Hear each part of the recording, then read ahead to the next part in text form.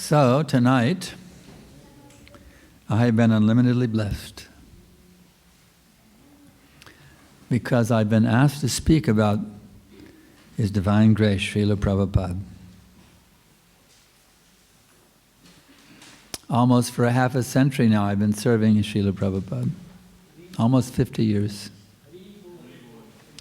And it's been absolutely phenomenal, what can I say? I wanted to tell you how I met Prabhupada, how I came to Krishna consciousness. As a youth, I studied hard, I made good grades. I was the commanding officer of my high school military cadet corps. I was in the all-city orchestra playing the violin.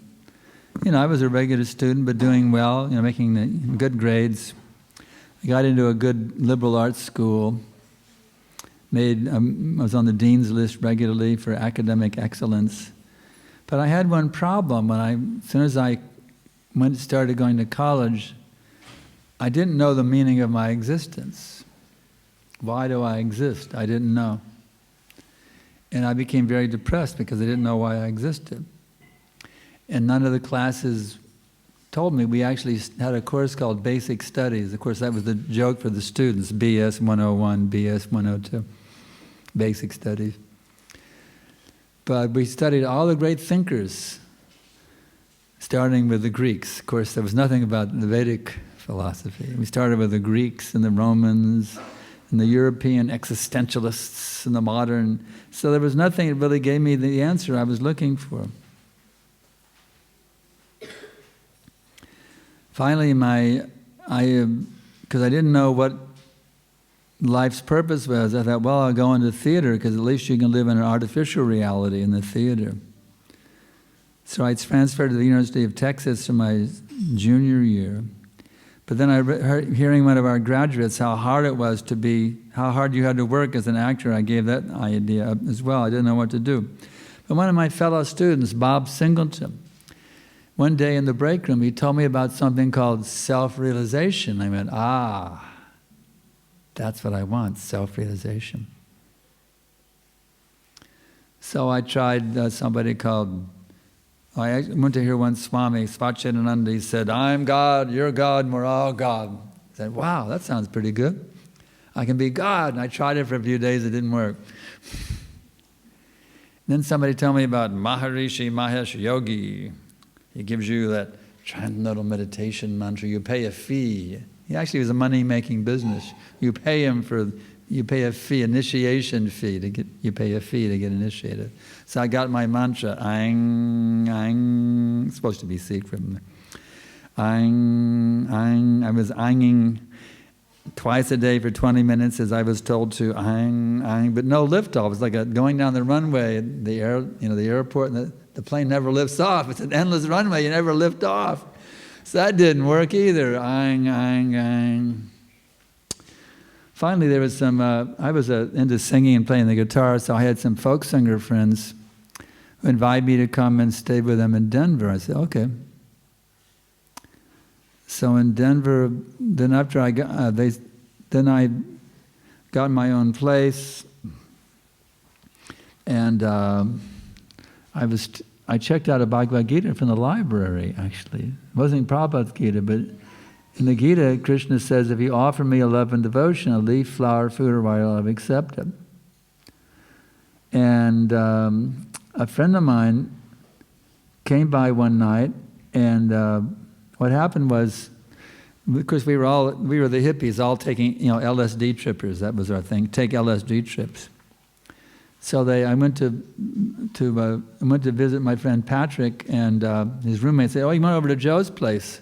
I went to Joe's place, and they'd all taken LSD. They invited to join them on their LSD trip. I said, "No, thank you." And I went home. But then a few minutes later, there was an impassioned but quiet knock on my door. And they came in and they said, "Don't turn on the light. Joe's flipped out on LSD.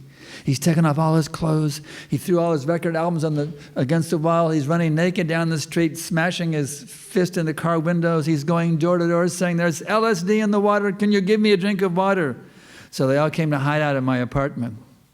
And then Patrick said, everybody chant this, it will protect him. Hare Krishna, Krishna Krishna, Hare Hare, Hare Rama, Rama Rama, Hare.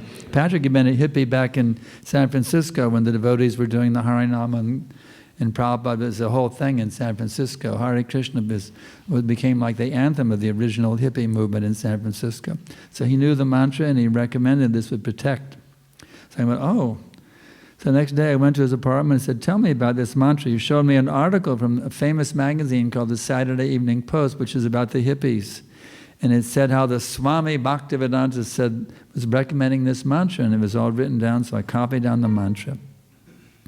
So I went to a gift shop, I got a beautiful poster of Radha and Krishna, and I made an altar. I was offering my food, and I would chant Hare Krishna. And when I would chant, it was like taking off into another dimension. So now what to do with my material career? I said, well, there's only one career choice, and that's to renounce the world. I will go to India and be a holy beggar in India. That will be my career. So I packed everything up and shipped it to my parents' house in Houston. I went down to Houston for my last visit before I renounced the world and went to India to be a holy beggar. But I was, there's this path of neti, deny, not this, not that. So I was actually a neti philosopher. Deny everything, deny, cut off this, deny everything, deny. That was my whole thing. Deny everything and just be a holy beggar in India. Deny everything. But then one night I had a realization.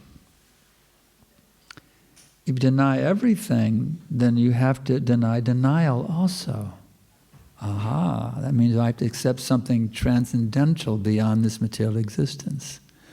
So will I accept spiritual revolution? Make a spiritual revolution in the world. So instead of renouncing the world, I decided to stick around and revolutionize it. So instead of going to hitching to New York to get a job on a freighter to work my way to India, I hitchhiked the west coast of San Francisco. Of course, the first people I met there were the devotees, the Harinam party coming back from the park. And they invited, of course, I was a Mayavadi, you see. I was a Mayavadi. They invited me to the temple. I went to the temple with them, and I was going, Hare Krishna, Hare Krishna. I was chanting out loud in the temple room. One brahmachari says, oh, you're chanting so nicely. And I was thinking, ha, ha, ha, if she only knew that I am Krishna. So I wasn't ready to surrender. I thought I was Krishna. But I liked the devotees because they were also into a spiritual revolution. But I was doing it my own way by singing, writing songs and singing them up and down the street. That was my revolution. So after a while, the neighborhood, it wasn't so nice in Haight-Ashbury, although it was the famous place of the Summer of Love. But the vibes were getting kind of bad there. So I heard about there was a scene happening across the bay in Berkeley. So I went over there, and there's all these musicians lined up and down Sproul Plaza singing and attracting huge audiences. Yeah, I want to go to Berkeley. So I did my thing, singing, attracting big audiences. And I met one the devotees were opening a temple there. They didn't have a place yet, but Makkanlal Das Brahmachari was there, one other brahmachari. They came to preach in Berkeley. And they said, our Swami Bhaktivedanta, he's coming to Berkeley tonight. Please come and hear the lecture. And actually, it was only like 4 blocks from where I was staying. But you know what? This I Am God crazy hippie singer-songwriter didn't want the Swami to pop his little I Am God bubble, so I didn't go. Opportunity missed. 4 blocks away, like a 10-minute walk. That's how close I was to Prabhupada, and I didn't go. Wow. So anyway, months went by writing hundreds of songs, and attracting audiences, getting on the big stage with some famous musicians, and thinking, yeah, I'm going to make it, be a famous musician, and I'll make my spiritual revolution. This way it was going on. And then again, devotees. Now a few more devotees had come. One Mataji had given her house to be the center. she gave the house to the brahmacharis, and there'd be like a feast in the backyard. And very nice Mataji. And so I was there at their center, and she said, Prabhupada's coming to Los Angeles. We're going to get in a van. We're all going to go. Come with us. But you know where this fool Diddy didn't go? A second opportunity to meet Prabhupada, missed. So puffed up, thinking he's a great spiritual revolutionary, with singing. The rascal Steve Bridge, that was my name, didn't go to hear Prabhupada. Twice I said no to going to meet Prabhupada. Can you imagine? 2 opportunities I said no, twice to Prabhupada. Wow. So anyway, things got really bad on the West Coast. It's supposed to be the headquarters of the Love and Peace movement for the hippies. But they had one festival called the Altamont Festival, which is supposed to be a replay of the famous Love and Peace Festival in Woodstock in New York. But it turned really violent. There was a murder and everything. It was horrible. So I said, I'm getting out of the West Coast. I'm going to go back to Texas. So I went back to Texas and became an instant sensation on the campus with my singing and playing. Became a celebrity on the campus, actually, at that time. But I was still looking for that spiritual realization which I sought. And during Christmas, I went home to Houston to stay with my parents, and my mother and I were shopping in the produce department at the grocery store, and one boy came up and introduced himself. And he invited me he was a Mormon. He invited me to come to his Mormon prayer meetings every morning. It turned out he was a blooped Hare Krishna devotee. Nityananda Das blooped and became a Mormon. So this blooped devotee was inviting me to his Mormon prayer study group every morning. And so I would do it. I'd get up in the morning, he'd come and pick me up and drive me. It was only about 10 minutes away from my house, just in one neighborhood over. So we'd study the Bible every morning, and I got into this habit of studying the Bible every morning. So I went back to Austin my singer-songwriter thing, staying with different fans. I would stay with people who liked my music. I didn't work a job. I would just stay with people who liked my music. They put me up there a few days, and stay that way. I just played my guitar and lived for free, not working a job. So I was staying with one of my fans named Mike Bridges, and studying the Bible. And I was really inspired by Lord Jesus. He says, I found a verse, I said, wow, that's really it. He says, Father, not my will, but thy will be done. I said, that's it. That's spiritual realization. You just do what to do what God wants and not what you want. But I had one problem. I didn't know what God wanted me to do. I don't know what he wants me to do. I know I should see Jesus. A guy named Saul was on his way to Damascus, and then he had a vision. God said, now I designate you as Paul, and this is your mission. And he surrendered. So I was waiting for my Damascus experience. I was waiting for God to tell me what was my mission, but no voice was coming. What to do? So anyway, there was a vegetarian co-op. I was over there singing and playing on the stage, And it's kind of depressing for my musician's false ego. I only had one little girl in the audience. I mean, she's like a 10-year-old little girl. That was the whole audience. Anyway, I did my song. She came up to me after the song, and this was an amazing thing. Can you imagine that little girl read my mind? That I was depressed, she was the only one hearing me. You know what she said? She said, don't worry, God can hear you. And I went, wow. That was a message from God to that little girl, So I thought about it. Here I am waiting for God to tell me what is my mission, and I'm not hearing him. But wait a minute, I can't hear him, but he can hear me. So now, instead of waiting for that voice, I became proactive. I said, now I had a new mantra every morning. It was, Dear God, I would study the Bible. Dear God, please guide me how I can become your perfect servant. That was my new mantra, you see. See how close I was getting to Krishna consciousness now? I was getting close. Dear God, please guide me how I can become your perfect servant. And then one day, there's a knock on the door. one of Mike's friends named Margaret, who lived just half a block away, she said, there's a Hare Krishna Swami in town, and he's going to be at my apartment in a half an hour. And I went there. Who was it? His Holiness Vishnu Jana Maharaj. And he invited me to a love festival down in Peace Park. I actually have a photograph of him sitting there in Peace Park with chanting Hare Krishna. So I associated with this Swami, and I was very attracted. He was super charismatic, attractive sannyasi. If you heard about Vishnu Jana Swami, he was amazing. The way he would sing, it was like people would just, even the karmis would just be completely amazed by the way he would sing. It was enchanting is the word. He was enchanting. You would hear his sing, it would just be carried to another dimension. It was amazing the way he would sing.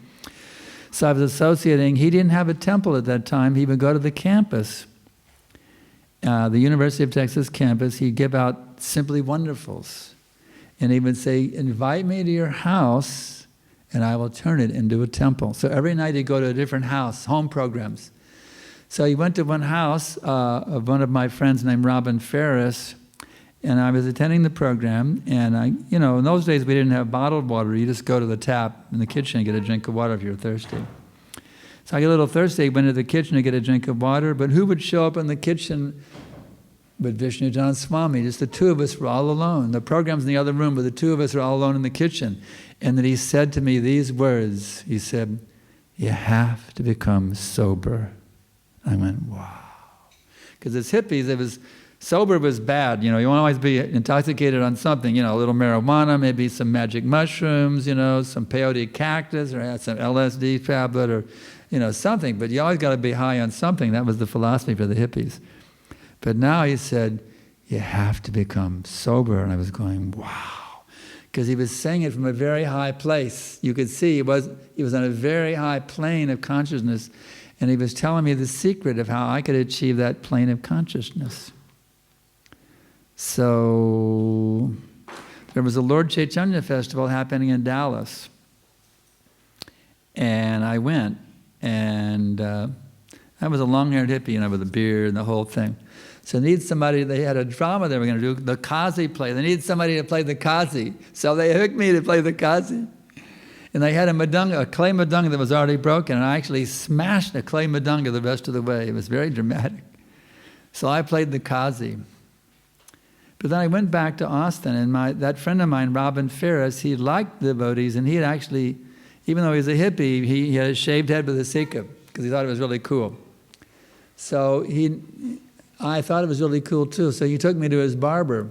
And at a regular Karmari barber shop, I got a shaved head with a sikha. And then I went to the temple. The brahmacharis were angry. Who told you you could shave up?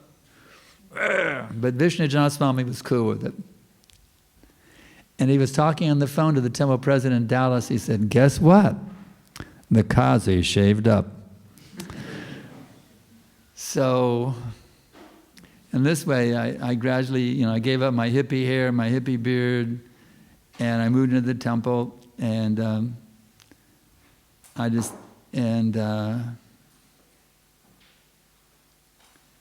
decided to become Prabhupada's disciple. So now a wonderful thing was happening. There was the Ratha-Yatra Festival. This is how I met Prabhupada now. There was a Ratha-Yatra Festival happening. So Vishnu Jana Swami headed out with two of the brahmacharis, and one boy, Dvija Hari, he had a jeep. So Vishnu Jana Swami headed out with Dvija Hari and Sri Galim. He actually had me make a flag of Hanuman and put it on the jeep. They had a flag of Hanuman on the jeep, like Arjuna's chariot. And then they headed out, and they said, you can come later on. So we were all looking forward to going to the Ratha-Yatra. Then our GBC said, no. Somebody has to stay back at the temple. They can't go. The GBC said we shouldn't go. But Vishnu Jana talked to the GBC and said, what can these boys do? Let them come. They can't do anything anyway while I'm gone. So then we got the approval from the GBC, and we're heading out to Ratha-Yatra to see Prabhupada. Get to see Prabhupada. So that day was coming. Prabhupada's coming to the airport. And we all went out. There was 300 of us there. In those days, there was no security. You go right into the jet bridge. There are 300 devotees at the jet bridge. A big kirtan's going on. And all the karmis are coming off the plane in the middle of a kirtan. And they're going, wow, what's going on here? But in San Francisco, it was known for unusual things because of the hippie movement. They, oh, it's San Francisco, I guess. But it was a huge kirtan. And I think Prabhupada must have been the last one off because everyone was coming off. They were coming through a corridor of 150 devotees on one side, 150 on the other, chanting and dancing. The karmis are coming through this corridor of dancing devotees in complete amazement. And finally, there he is, Prabhupada. We have my first darshan. Prabhupada, I was expecting some huge, gigantic, he's very short. He's actually the biggest person in the whole universe, but physically short. Jagat Guru appears, in the jet bridge. There he is. We all hit the floor, dandavats. And then devotees had this idea, it would be very auspicious if we gave Prabhupada a trail of yogurt to walk in. I don't know whose idea that was, but we put a trail of yogurt along the floor in the airport. There was this huge trail of yogurt, and Prabhupada walked through a trail of yogurt in the airport. And then we got out there, where the cars come, and guess what? There was no car to pick up Prabhupada. And there's pictures. It was amazing. Prabhupada stood there like a stately gentleman, majestic. He stood there very patiently, aristocratic gentleman. He stood there patiently waiting for his ride without a word. Not like, why is there no ride? He didn't chastise anyone. There's pictures, and there's like 300 devotees all standing around, looking at him, and he's standing there waiting for his ride very patiently. But we devotees from Texas, we were really stupid because we had that Jeep. And it was there at the airport. We could have offered Prabhupada a ride to the Ratha-Yatra site. And we thought, let's get there and be there at the Ratha-Yatra site to greet Prabhupada when he comes there. We left Prabhupada at the airport and drove to the Ratha-Yatra site. We were so stupid. Can you imagine that? We had a car and we could have driven Prabhupada in our car, but instead we went over there. We left the airport, left Prabhupada standing there and drove away. I can't imagine how stupid we were. But anyway, so we're at the Ratha-Yatra site, and the famous Jayananda, you see, he's organizing everything. And what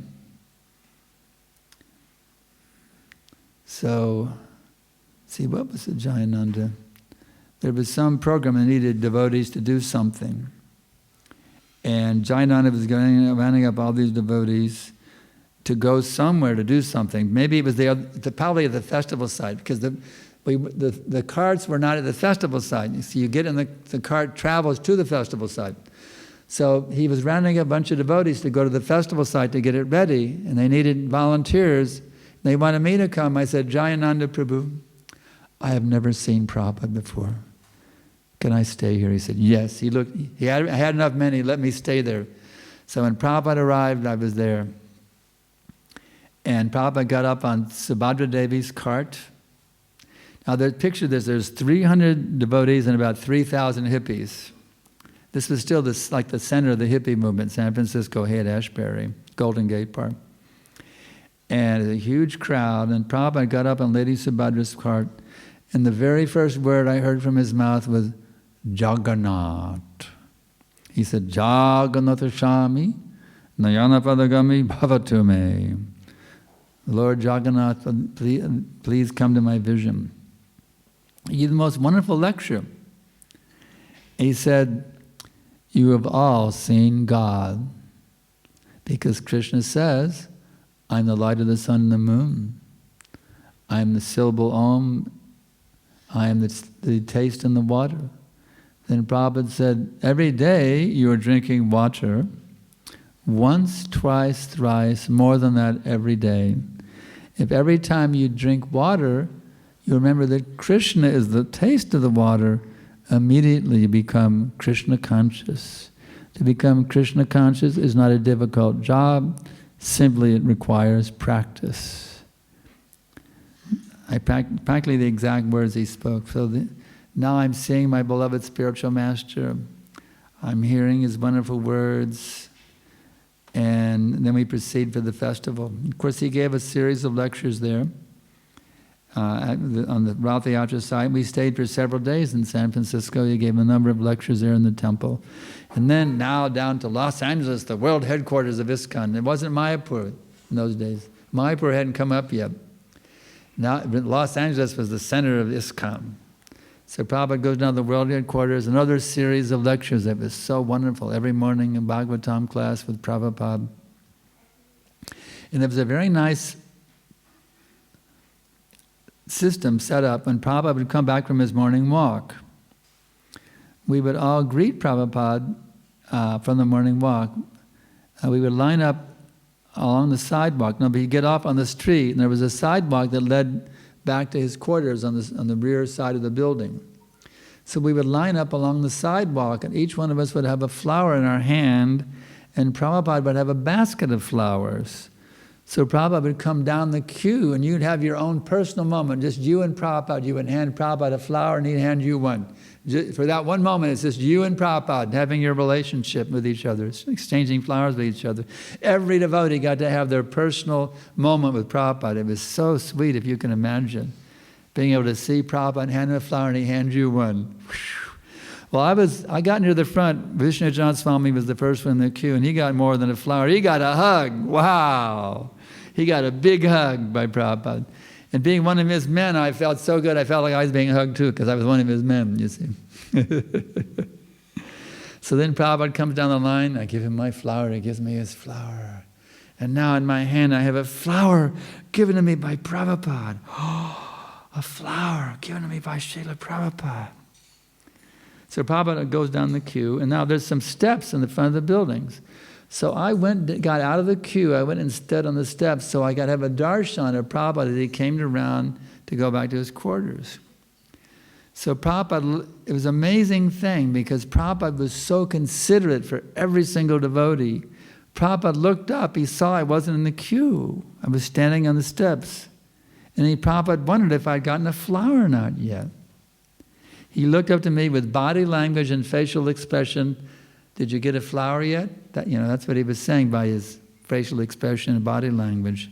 And I held up my flower. I must have had a huge mile wide, ear-to-ear grin. I showed him my flower. I have my flower, Prabhupada. He was so considerate. He wanted to make sure I got a flower.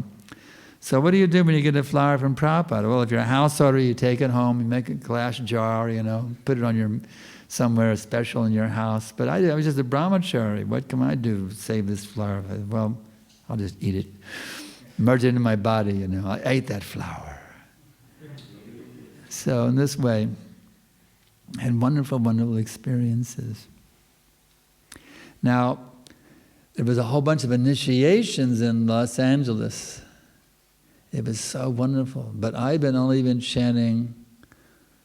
The rule was 6 months in those days. Now it's a year. It was 6 months in those days. Much easier. 6 months of chanting Hare Krishna, you get initiated.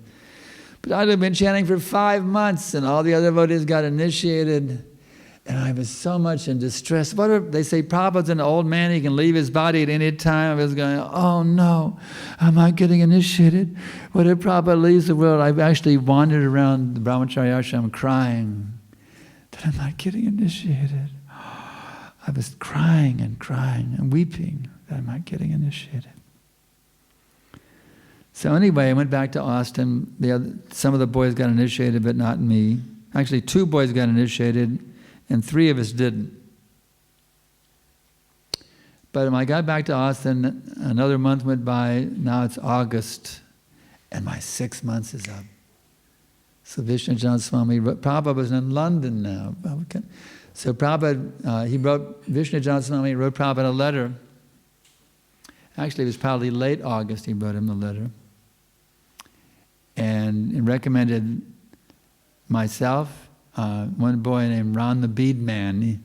He's a hippie boy. He was famous for selling hippie beads. They called him Ron the Bead Man. And Chris Pinkard. So Vishnujana Swami recommended the 3 of us for initiation. And then on that wonderful day, 7th September, let's see, no, that's the wrong one. Let me find that initiation letter. I didn't copy it in here. No, I'm going over there. I got to find the initiation letter. I can find it here real quick. Let's see. It was in August. Yeah, August, not September. Let's see, letters.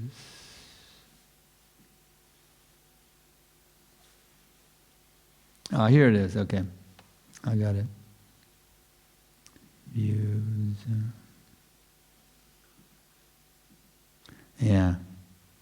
The most wonderful letter. Yeah, 12th August 1971. Prabhupada letter to Sankarshan, Stephen Bridge, Parasara, Ron, and Pulascha, Chris Pinkard. London, 12 August 1971.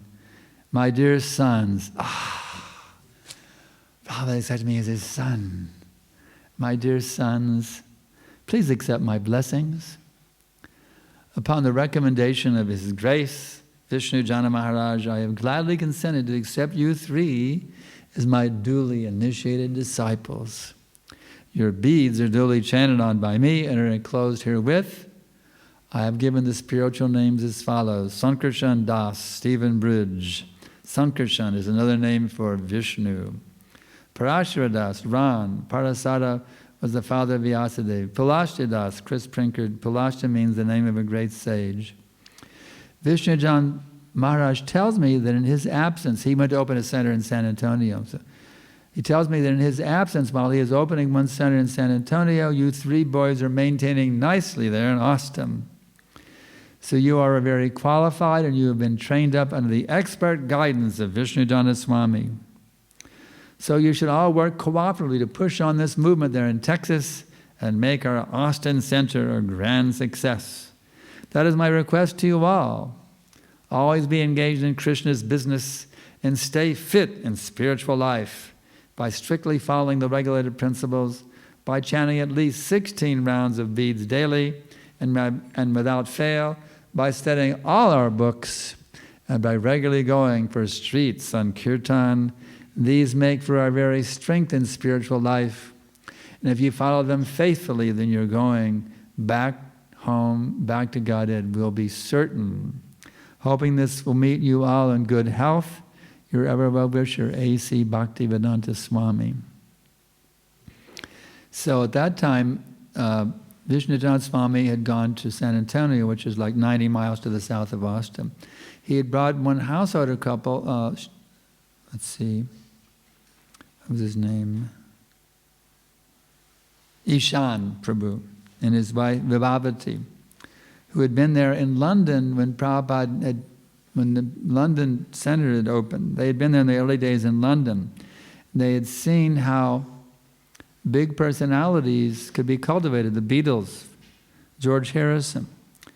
So they had this idea that, Ishan had this idea, we can invite the big personalities and we can be successful in that way. So for my initiation ceremony, he invited the mayor of Austin to attend my initiation ceremony, and he came. Such a little simple ceremony, but the mayor of the state capital came and attended my initiation ceremony. And then the neighbors were, of course, always, they didn't like all the chanting, and so they saw we were having a ceremony in the front yard. They called the police to protest about the initiation ceremony. And he'd be sitting there with the mayor, so the mayor sent the police on their way. The mayor is attending the function, the police can't stop it, the mayor is attending it. So in this way my spiritual life began, and of course my father, you know, sometimes parents are very disturbed that their child becomes, what am my child doing, joining this cult? But my father's sitting there chatting with the mayor of Austin. Wow, this must be a really good thing. If the mayor's attending it, it was really good for my parents to see the mayor attending it, you see. So in this way my spiritual life began. And I wrote Prabhupada a letter with my dakshina. See, this is the nice thing about being at a distance. If you're just there, you turn the dakshina in, but if you're at a distance, you have to write Prabhupada a letter and send your dakshina by mail. Wow, now you get to write Prabhupada a letter.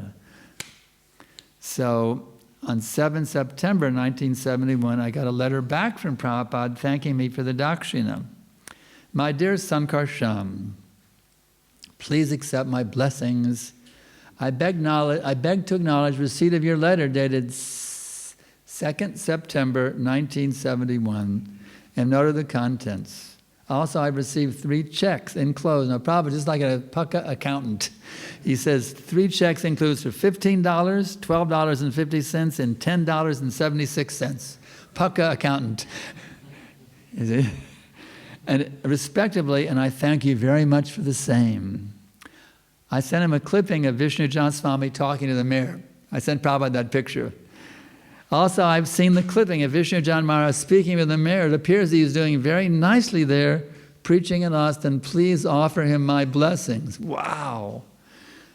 Can you imagine I got to offer Vishnu Jan Swami the Prabhupada's blessings? That was really an amazing thing. Prabhupada told me to offer him his blessings. So I got to do that. I got to convey Prabhupada's blessings to Vishnu Jan Swami.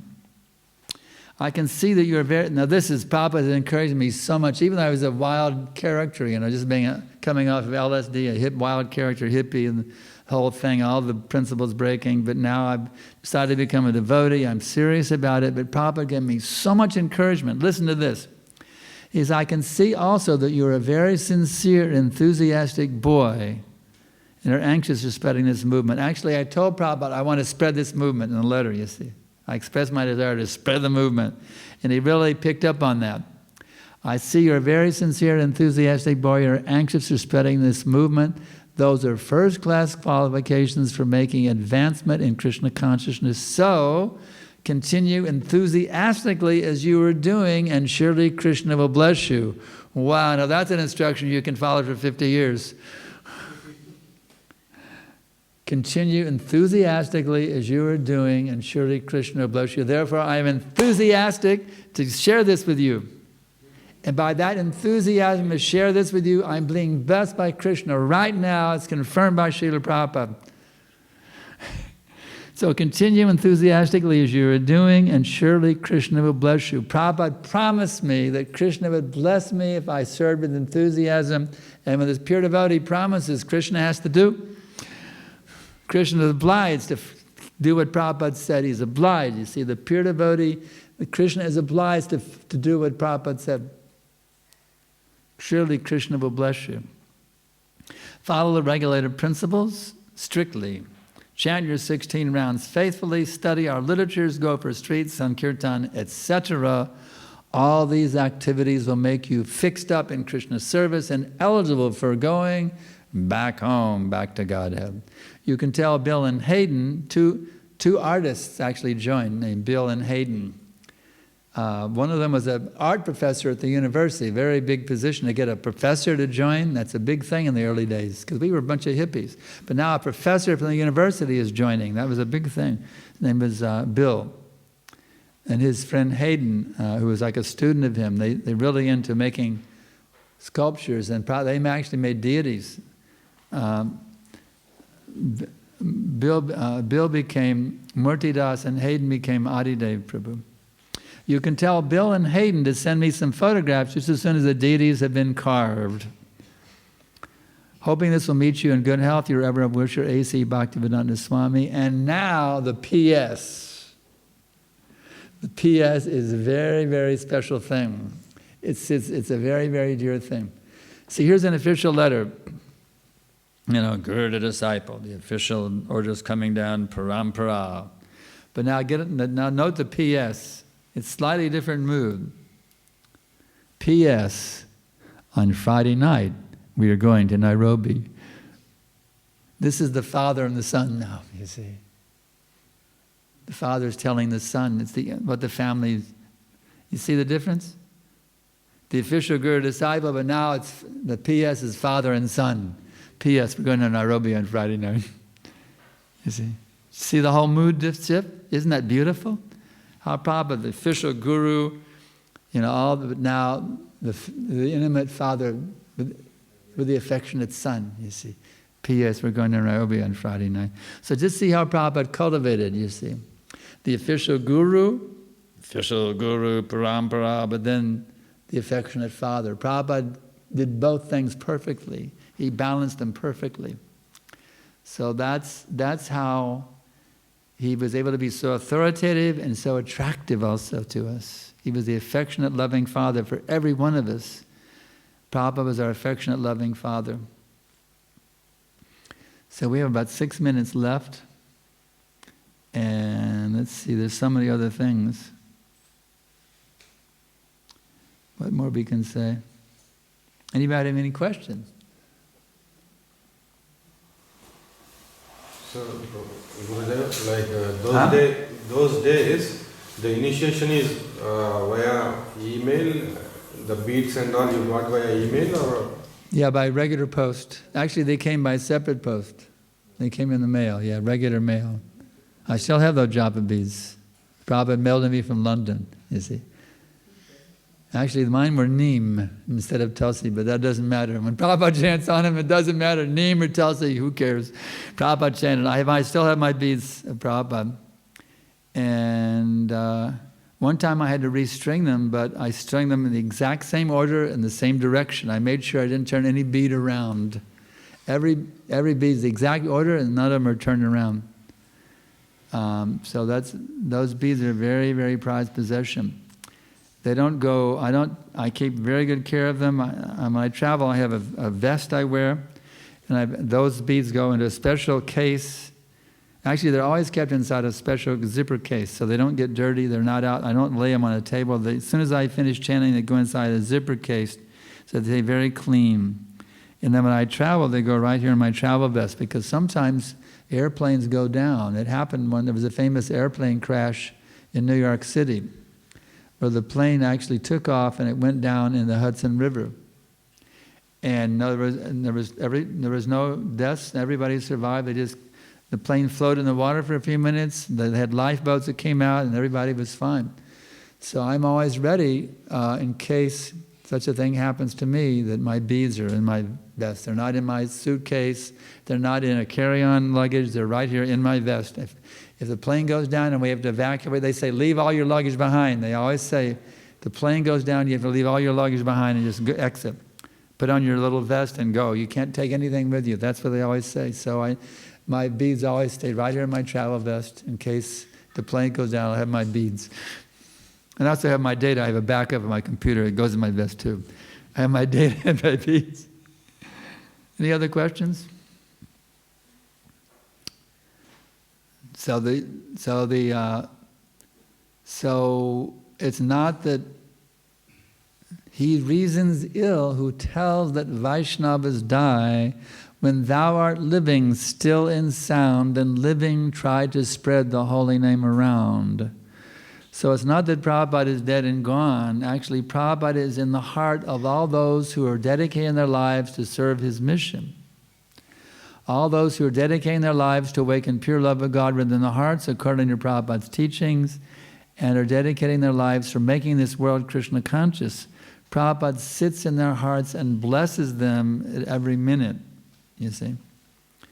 So, and of course, when we go back to the spiritual world, we can have Prabhupada's darshan again, you see.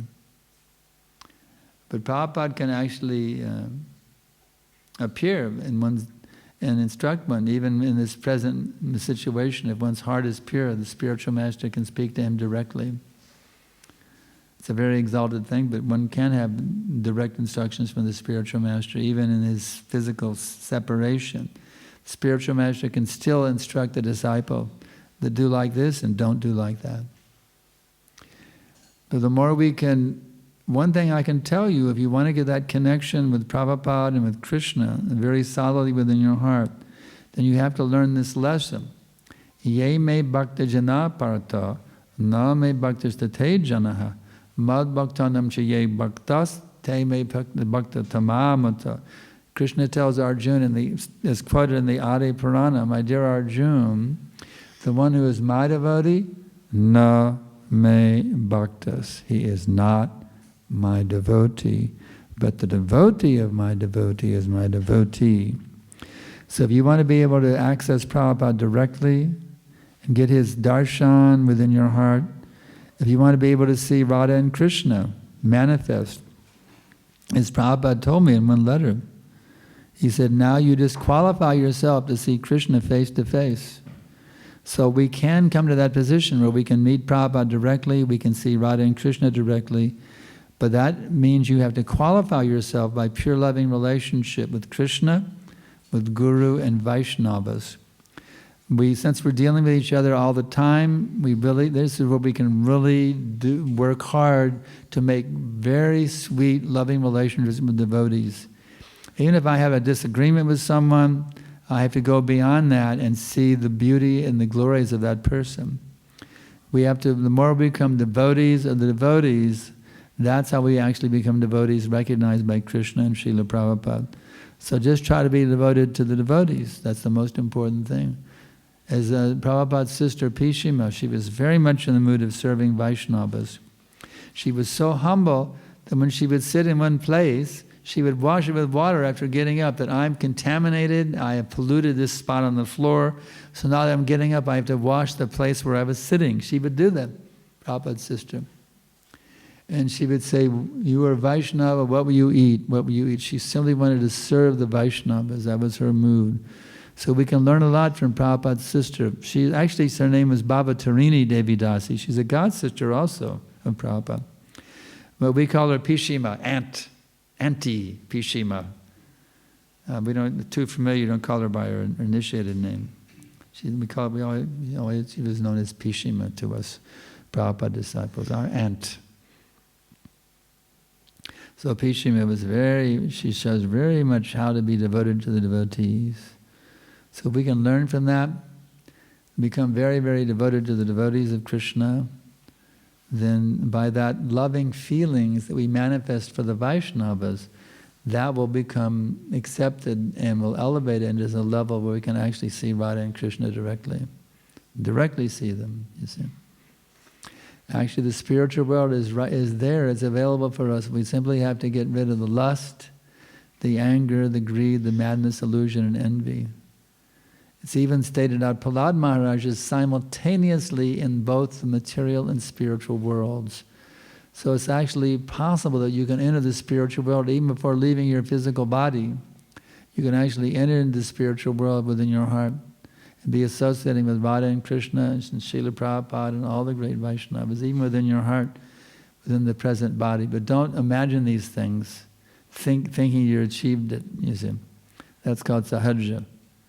You have to become very, very sold out servant of your spiritual master, take initiation, take your vows very seriously, develop beautiful, perfect, loving relationships with all the devotees. In this way, you will eventually become qualified to have this full awakening within your heart of Krishna consciousness. So our time is up. Anything else? Yes, Devi. You are so attached to the beads that Prabhupada has given you. After 50 years you still have the same beads, but nowadays we see that the devotees, even after initiation, after a couple of years, they lose their beads. Lose their beads? Yeah, my beads are, this is my connection. To me, Prabhupada's beads are, my initiation beads are like Prabhupada's lotus feet. I mean, they're the most dear thing. I tell you, I guard them. They're my most prized possession. And anything I have in the world, those beads are the most prized possession of everything. I can lose everything else, but don't want to lose those beads. What is the reason nowadays? Why devotees are losing beads? It means they don't take the initiation very seriously. They're losing their beads. They're not taking it seriously enough. It's like Vishnu Jan said, you have to become sober, you see. We have to become very sober about this thing, you see. This is very, very serious business. You say, well, I don't want to take something seriously. I want to be ha, ha, ha, ha, ha, ha, ha. Don't ask me to be serious. I mean, my goodness. But you have to understand, the more you become serious, the more you actually taste the nectar. The more you can relish, the more you're serious, the more you relish the bliss. It's not by becoming giddy you will relish the bliss. That's so-called bliss. That's not real bliss. Giddiness is not the key for relishing the bliss. The key for relishing the bliss is to become very, very sober and serious about becoming absolutely perfect with your every thought, your every word, your every deed in all times, places, and circumstances. You see? Let me beg Krishna for pure devotional service right now. My dear Lord, please help me to become totally, completely surrendered to you at this very minute. You have to intensely beg for spiritual perfection right here, right now. That mood should be going on 24/7, you see. Begging for absolute purity at every minute, you see. And that mood of serious mood of begging for pure devotion is the pleading, begging, crying, like Prabhupada said, like a child crying for the mother. That's the intensity. You ever heard we've all heard little kids screaming for their mother. It's very intense. That's how intensely we should be calling out for Krishna for pure devotional service within our hearts, screaming, begging, Krishna, please bless me with pure devotional service. Please bless me, my Krishna. Please save me, my Lord. Please bless me. That should be going on in the heart 24/7. That intensity, you see. If you do that, then Krishna becomes your personal property. He becomes your personal property, you see. When you give yourself to Krishna, Krishna gives himself to you. That's the secret, you see. Krishna will become yours, you see. When you become totally sold out to Krishna, he becomes your personal property, you see. So, anything else, Chief? Okay, anything else? All right, we'll stop here, and we thank you very much for tuning in to these messages. Please take this very seriously and make your life perfect now in Krishna consciousness. Srila Prabhupada ki jai.